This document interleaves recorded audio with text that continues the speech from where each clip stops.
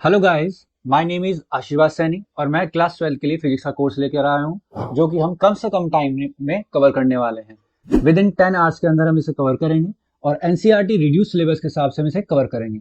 आपके important derivation भी cover करेंगे, प्रीवियस ईयर्स के डेरिवेशंस भी, और प्रीवियस ईयर्स के हो सकता है न्यूमेरिकल भी हम क्या करें इसमें कवर करें।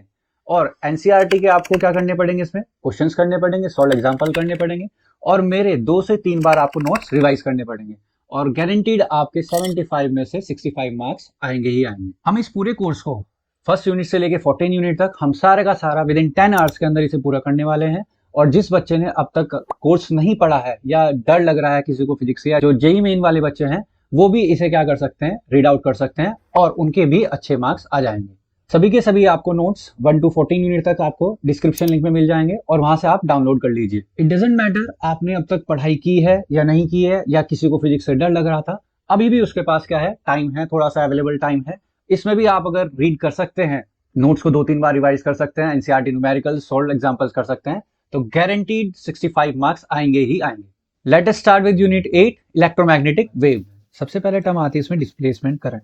अब ये डिस्प्लेसमेंट करंट एक्चुअल में होता क्या है, इसे ऐसे समझते हैं कि हमारे पास एक इलेक्ट्रिकल सर्किट है और इस इलेक्ट्रिकल सर्किट में हमारे पास क्या है, कैपेसिटर लगा हुआ है। कैपेसिटर की एक साइड क्या होगी, पॉजिटिव होगी, एक साइड क्या होगी, नेगेटिव होगी। अब कैपेसिटर में जो वायर कनेक्टेड है इनकी प्लेट के अक्रॉस, इन वायर में तो करंट होगा जिसे हम क्या नॉर्मल भाषा में बोलते हैं कंडक्शन करंट। अब एक प्लेट और दूसरी प्लेट के बीच में क्या है, गैप है। अब इस गैप में से करंट यहां से यहां तक पहुंचा कैसे, उसे बताता है डिस्प्लेसमेंट, जो कि किसने बताया था, मैक्सवेल ने बताया था। मैक्सवेल ने यह भी कहा था जो एम्पियर सर्किटल लॉ होता है, जिसे हमने क्या बोला था, line integral of magnetic field equals to mu naught I times the current flowing in the circuit. जिसे सिंपल भाषा में mu naught B dot dl integration B dot DL equals to mu naught I.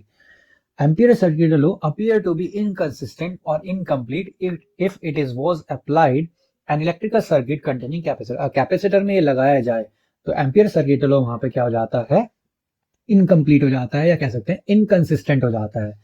In order to come this inconsistency, Maxwell introduced the concept of displacement current। और Maxwell ने फिर इस inconsistency को हटाने के लिए, ओवरकम करने के लिए डिस्प्लेसमेंट करंट की थ्योरी दी। अब उन्होंने क्या बताया, हम यहाँ पे एक लूप मान लेते हैं, मतलब कि दो सरफेस मान लेते हैं, एक S1 सरफेस मानी है ये वाली, और एक पूरी की पूरी है S2 सरफेस मानी है। अगर हम S1 सरफेस में लाइन इंटीग्रल लगाएं तो 4S1 सरफेस के लिए लाइन इंटीग्रल लगाएंगे तो कितना करंट है इस वाली वायर में, करंट आई है तो म्यू नॉट आई हो जाएगा सिंपली। सरफेस S2 में जब लगाएंगे लाइन इंटीग्रल, ये वाली जो सरफेस है, यहाँ पे तो कोई करंट ही नहीं है, जो करंट ही नहीं है तो यहाँ पे बी डॉट डीएल क्या हो जाएगा, जीरो हो जाएगा। मतलब कि जो एम्पियर सर्किटल है, अगर यहाँ पे करंट ही नहीं है तो यहाँ पे बी डॉट डीएल की वैल्यू भी जीरो आ गई। तो यहाँ पे अगर करंट नहीं है तो यहाँ तक करंट फिर आया कैसे, सर्कुलेट हुआ कैसे ये करंट पूरा का पूरा। तो इस थ्योरी को, क्या इस डिसकंटिन्यूटी को एम मैक्सवेल ने क्या किया था, ठीक किया था। So there is a discontinuity in the flow of current. So Maxwell assumed the flow of current in the gap between two plate known as displacement। तो मैक्सवेल ने assumption लगाया कि गैप के बीच में भी एक करंट फ्लो कर रहा है जिसका नाम क्या है, डिस्प्लेसमेंट करंट है।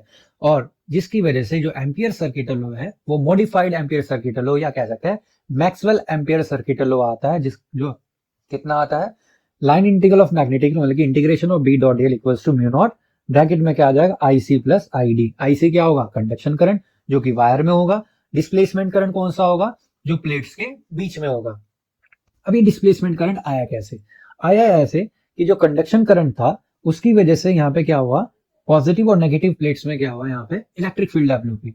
इलेक्ट्रिक फील्ड की वजह से यहाँ पे क्या हुआ, मैग्नेटिक फील्ड डेवलप हुई। और पता कैसे लगा, यहाँ पे एक मैग्नेटिक कंपास रखे देखा गया। तो मैग्नेटिक कंपास जब रखे थे तो मैग्नेटिक कंपास क्या कर रहा था, डिफ्लेक्ट कर रहा था। तो मतलब कि अगर मैग्नेटिक कंपास डिफ्लेक्ट कर रहा है तो मैग्नेटिक फील्ड होगी, और मैग्नेटिक फील्ड क्या इंट्रोड्यूस कर सकता है, करंट, जो कि क्या नाम दिया गया था, डिस्प्लेसमेंट करंट नाम दिया गया था। तो दोनों गैप के बीच में, प्लेट्स के गैप के बीच में दो चीजें एग्जिस्ट हो रही है, एक कौन सी, इलेक्ट्रिक फील्ड, और दूसरी कौन सी, मैग्नेटिक फील्ड। और ये ऑसिलेटिंग फील्ड में होगी, ऑसिलेटिंग फील्ड में है इलेक्ट्रिक फील्ड कौन सी, और मैग्नेटिक फील्ड भी ऑसिलेटिंग है। इनके दोनों की वजह से एक वेव जनरेट होती है जिसे बोला जाता है इलेक्ट्रोमैग्नेटिक वेव, अभी पढ़ेंगे उसे। तो यहां से डिस्प्लेसमेंट करंट की उत्पत्ति हुई। तो जितना कंडक्शन करंट होता है उतना ही डिस्प्लेसमेंट, दोनों क्या होते हैं, इक्वल होता है। ऐसा नहीं कोई ज्यादा हो जाए कोई कम हो। तो कंडक्शन करंट और डिस्प्लेसमेंट करंट क्या होते हैं, इक्वल होते हैं। Current that flows due to change in electric field, electric field के चेंज होने की वजह से जो करंट आया है यहाँ पे, उसे हम क्या बोलते हैं, डिस्प्लेसमेंट करंट बोलते हैं। डिस्प्लेसमेंट करंट की आप डेफिनेशन याद कर सकते हैं। अब डिस्प्लेसमेंट करंट की वैल्यू कितनी निकाल कैसे सकते हैं? हमारे पास बेसिकली सिंपल फॉर्मूला होता है I equals to Q by T. तो स्मॉल के लिए हम लेके जाए D Q by D T लेके चल सकते हैं। हमारे पास फ्लक्स का एक फॉर्मूला होता है 1 bye epsilon not into charge. तो यहाँ से चार्ज की वैल्यू निकालेंगे, कितनी आएगी? एप्सिलॉन नॉट इनटू 5 आ जाएगी। ठीक है जी। और इस क्यू चार्ज की वैल्यू हम इक्वेशन इसमें पुट करेंगे, तो D by D T, Q की जगह क्या आ जाएगा? 5 इंटू एप्सिलॉन नॉट, 5 नॉट को बाहर लेके आ जाएंगे और बचेगा D five by D T. ये epsilon naught D five by D T को हम क्या बोलते हैं? डिस्प्लेसमेंट करंट बोलते हैं। जो कि आपका एम्पियर सर्किट लो कितना था? म्यू नॉट ब्रैकेट में आईसी प्लस आईडी था। आईसी का तो आईसी रहेगा और आईडी की जगह हम क्या पुट कर देंगे? Epsilon naught D five by D T. इसे ही बोला जाता है आपका modified form of ampere circuit law या मैक्सवेल एम्पियर सर्किट लॉ बोलते हैं। फिर मैक्सवेल की 4 इक्वेशन आती है। 4 इक्वेशन कौन कौन सी होती हैं? गोस लॉ इन इलेक्ट्रोस्टैटिक, जो कि क्या यूज कहां करते हैं? फ्लक्स और इलेक्ट्रिक फील्ड को कैलकुलेट करने में। होती क्या है?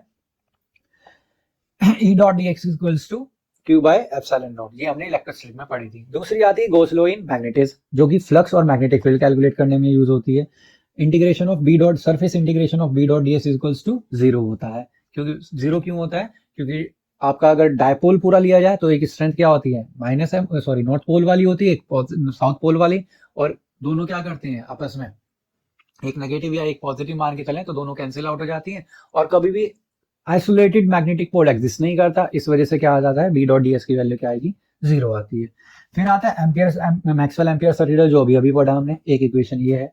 ये क्या प्रूव करती है? ये प्रूव करती है कि changing electric flux create magnetic field. Electric flux के चेंज होने से मैग्नेटिक फील्ड जनरेट होता है।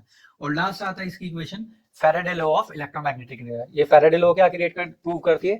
This proves changing magnetic field create electric field. अगर मैग्नेटिक फ्लक्स चेंज हो रहा है तो वो क्या क्रिएट करेगा? Electric field. और इलेक्ट्रिक फील्ड अगर चेंज हो रहा है तो वो क्या जनरेट करता है? Magnetic field. तो आपकी फैराडे लॉ से इक्वेशन क्या बनती है? Line integral of magnetic field equals to minus of D five by D T. और यहाँ पे फ्लक्स कौन सा होगा? मैग्नेटिक फील्ड वाला फ्लक्स होगा। तो ये 4 इक्वेशन जो होती है, इन चारों इक्वेशन को क्या बोला जाता है? मैक्सवेल्स इक्वेशन बोला जाता है। नेक्स्ट आपकी जो टर्म अभी बता रहा था इलेक्ट्रोमैग्नेटिक वेव। इलेक्ट्रोमैग्नेटिक वेव होती क्या है या किसकी वजह से होती है? एक्सिलेटेड चार्ज पार्टिकल की वजह से या ऑसिलेटरी पार्टिकल्स की वजह से डेवलप होती है। A wave radiated by accelerated और oscillatory charge in which time varying electric and magnetic field acting at right angle to each other as well as right angle to the direction of propagation. मतलब वे में electric field वाली direction ये मान के चल सकते हैं, मैग्नेटिक फील्ड वाली ये मान के चल सकते हैं, और ये मान लेते हैं इधर की साइड प्रोपोगेट हो रही है ऐसे। तो ये दोनों तीनों एक दूसरे के क्या होंगे? परपेंडिकुलर होंगे। Time varying electric and magnetic field perpendicular to each other and as well as right angle to the direction of propagation. Right magnetic field भी और आपका इलेक्ट्रिक फील्ड भी और डायरेक्शन ऑफ प्रोपोगेशन भी तीनों म्यूचुअली क्या होंगे? परपेंडिकुलर होंगे। इसे हम क्या बोलते हैं? Electromagnetic wave. डायग्राम बनाया गया है ये, जिसमें इलेक्ट्रिक फील्ड को ऐसे शो किया गया है, मैग्नेटिक फील्ड ऐसे शो करी गई है, और डायरेक्शन ऑफ प्रोपोगेशन ये है। Time varying electric magnetic field और डायरेक्शन ऑफ प्रोपोगेशन तीनों एक दूसरे के क्या होंगे? म्यूचुअली परपेंडिकुलर होंगे। और ये किस वजह से डेवलप हुई है? और एक्सिलरेटेड चार्ज पार्टिकल या ऑसिलेटरी चार्ज पार्टिकल की वजह से, और इसे बोला जाता है इलेक्ट्रोमैग्नेटिक वेव। डायरेक्शन अगर हमें कैलकुलेट करनी है तो डायरेक्शन कैसे कैलकुलेट कर सकते हैं? अगर आ जाए डायरेक्शन पूछने के लिए तो ई क्रॉस बी से हम क्या कर सकते हैं? इसकी डायरेक्शन को कैलकुलेट। ई इसमें क्या है? इलेक्ट्रिक फील्ड, और बी क्या है? मैग्नेटिक। तो वेक्टर प्रोडक्ट से हम क्या निकाल सकते हैं? डायरेक्शन निकाल सकते हैं। इसकी कुछ प्रॉपर्टीज आती हैं। पहली प्रॉपर्टी क्या होती है कि वेव जनरेट कैसे हुई? एक्सिलेटेड चार्ज पार्टिकल की वजह से क्या होती है? जनरेट होती है। यहाँ पे एक सी भूल गया हूं, ये लगा लेना। एक्सिलेटेड चार्ज पार्टिकल की वजह से क्या होती है? जनरेट होती है। दूसरा, डायरेक्शन ऑफ प्रोपोगेशन, या इसे कोई भी प्रोपोगेट होने के लिए कोई भी मीडियम नहीं चाहिए। ये किसी भी मीडियम में या बिना मीडियम के भी ट्रैवल कर सकती है, वैक्यूम में भी और किसी भी मीडियम में ट्रैवल कर सकती है। दूसरा, जब ये वैक्यूम में ट्रैवल कर रही होगी या फ्री स्पेस में ट्रैवल कर रही होगी तो इसकी स्पीड क्या होगी? c equals to 1 upon under root mu naught epsilon. Mu naught और एप्सिलॉन नॉट क्या होता है? Mu naught permeability of absolute permeability of free space, और एप्सिलॉन नॉट क्या होती है? सॉरी, एप्सिलॉन नॉट क्या होता है? Absolute permittivity of free space. दोनों की वैल्यू में पता है। म्यू नॉट की वैल्यू कितनी होती है? 4 pi into 10 to the power -7, और epsilon naught value epsilon naught की कितनी होती है? 8.854 इंटू 10 टू द पावर -12। फिर इनका अंडर रूट सोल्व करेंगे, सोल्व करने के बाद वैल्यू आ जाएगी 3 into 10 to the power 8 metre per second. एक तो फॉर्मूला ये। अगर आपके पास वैक्यूम या फ्री स्पेस नहीं है तो कोई मीडियम है, किसी मीडियम में लाइट की स्पीड निकालनी है तो फॉर्मूला हो जाएगा v equals to 1 upon mu into epsilon. Mu क्या होगा? ये रिलेटिव परमेबिलिटी। म्यू कैसे निकालेंगे? यहाँ पे म्यू इक्वल्स टू क्या होता है? Mu naught into mu R. Mu naught absolute और म्यू आर रिलेटिव, तो वहां से आप कैलकुलेट कर सकते हैं इसे। और ऐसे ही एप्सिलॉन, जैसे म्यू की वैल्यू निकालनी है तो mu naught into mu R, और एप्सिलॉन की वैल्यू निकालनी है तो एप्सिलॉन नॉट इंटू एप्सिलॉन। या वैल्यू पुट करके कैलकुलेट करके निकाल सकते हैं मीडियम में वेलोसिटी। नेक्स्ट आता है electromagnetic wave obey principle of superposition. Principle of superposition को क्या करते हैं, फॉलो करते हैं, ओबे करते हैं। नेक्स्ट, अगर आपको स्पीड ऑफ लाइट दूसरे तरह से निकालनी है तो क्या होता है, इलेक्ट्रिक फील्ड का जो एम्पलीट्यूड होता है टू द मैग्नेटिक फील्ड का एम्पलीट्यूड, इस रेशो को भी हम क्या बोलते हैं, स्पीड ऑफ लाइट। एक और तरीका है वेलोसिटी ऑफ इलेक्ट्रोमैग्नेटिक वेव निकालने का। ई नॉट क्या है यहाँ पे, मैग्नेटिक इलेक्ट्रिक फील्ड का एम्पलीट्यूड, और बी नॉट क्या है, मैग्नेटिक फील्ड का एम्पलीट्यूड है। Next, energy in electromagnetic wave is divided equally. जो एनर्जी होती है इलेक्ट्रोमैग्नेटिक वेव की वो इक्वली डिवाइड होती है, मतलब कि मैग्नेटिक फील्ड में भी और इलेक्ट्रिक, जितनी इलेक्ट्रिक फील्ड में होगी उतनी मैग्नेटिक फील्ड में भी होगी, जिसे हम क्या बोलते हैं, एनर्जी। यूई कितना था, एनर्जी डेंसिटी, और यूबी हमारा क्या है, energy density of magnetic field.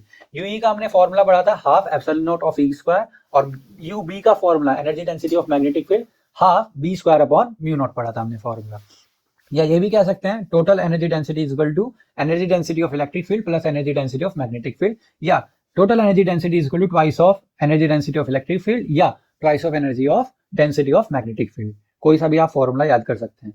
Next आता है energy transported by electromagnetic wave per second. Electro energy per unit area per unit second को हम क्या बोलते हैं, इंटेंसिटी बोलते हैं एक तरह से, जिसे यहाँ पे बोला गया है पॉइंटिंग वेक्टर।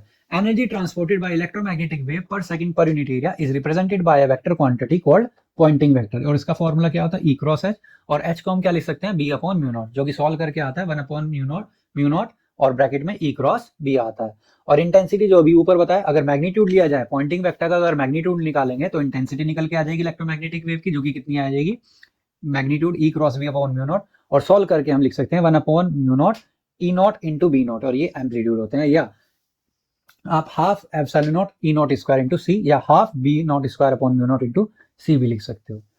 ये प्रॉपर्टीज खत्म होगी। नेक्स्ट आता है आपका इलेक्ट्रोमैग्नेटिक स्पेक्ट्रम। इलेक्ट्रोमैग्नेटिक स्पेक्ट्रम क्या होता है, एक ऐसा सीक्वेंशियल या सिस्टमैटिक सीक्वेंशियल डिस्ट्रीब्यूशन जिसमें इलेक्ट्रोमैग्नेटिक वेव असेंडिंग या डिसेंडिंग ऑर्डर ऑफ फ्रीक्वेंसी और वेवलेंथ में आपकी लिखी होंगी, उसे बोला जाता है इलेक्ट्रोमैग्नेटिक स्पेक्ट्रम। एक मैंने पूरा का पूरा आपका ये टेबल बनाई है जिसमें आपकी कौन कौन सी आपकी वेव होती है, टाइप्स होती हैं, वेवलेंथ क्या क्या होती है उनकी, फ्रीक्वेंसी क्या क्या होती है उनकी, उनका प्रोडक्शन कैसे हुआ है, उनका प्रोडक्शन, उनका डिटेक्शन कैसे किया जाता है, और उनके क्या क्या यूज होते हैं। ये आपको टेबल याद करना ही पड़ेगा। बहुत छोटी सी यूनिट है, जल्दी आप कवर कर पाओगे। That's all for today. I hope आप सबको समझ में आया होगा। अगर किसी को क्वेरी है तो आप कमेंट सेक्शन में डाल दीजिएगा, मैं उसे रिजॉल्व करने की कोशिश करूंगा। दिस इज आशीर्वाद सैनी साइनिंग ऑफ।